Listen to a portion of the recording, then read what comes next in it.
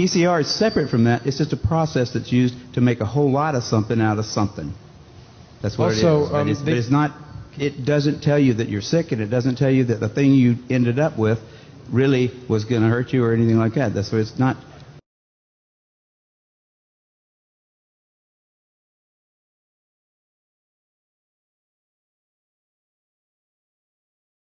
I want to ask this to Kary.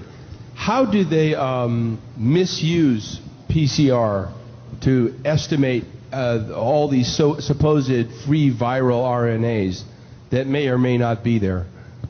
I think misuse PCR is not quite.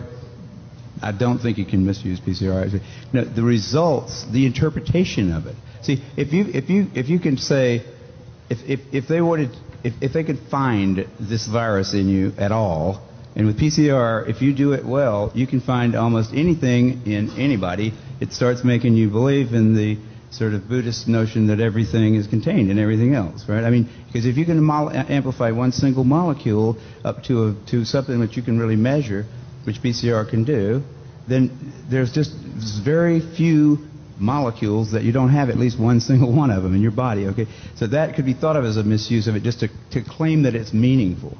But the real misuse of it is that you don't need to test for HIV. You don't need to test for the other 10,000 retroviruses that are unnamed also in the subject.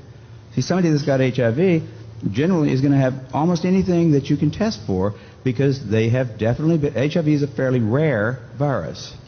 There's only 1 million of us out of 250, 300 million people in America that have that virus. So you have to get around. Either your mother had to have it and pass it to you, or you have to really be paying a lot of attention to people that do have it and paying only attention to them and get a pretty good chance of getting it that way. It's hard to get it. But if you have it, there's a good chance you've also got a lot of other ones. Because you've been in the market for it's been possible for you to get a lot of. To test for that one and say that has any special meaning is what I think is the problem. Not that PCR has been misused. It's like. It's not an estimation. No, it's a really quantitative thing. It tells you something about nature and about what's there, but it allows you to take a very minuscule amount of anything and make it measurable, and then talk about it in meetings and stuff like it is important. See, that's not a misuse. That's just sort of a misinterpretation.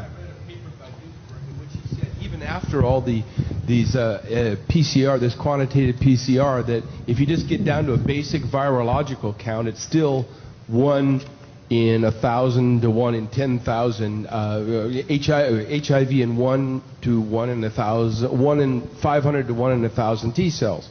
It is. No, there's very little of what they call HIV, and what's been brought out here by Philpott and Isai already. The measurement for it is not exact at all. It's not as good as our measurement for things like apples.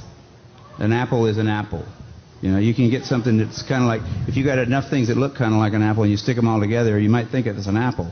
But and HIV is like that. Those tests are all based on things that are invisible, and the results are inferred in a sense. PCR is separate from that. It's just a process that's used to make a whole lot of something out of something.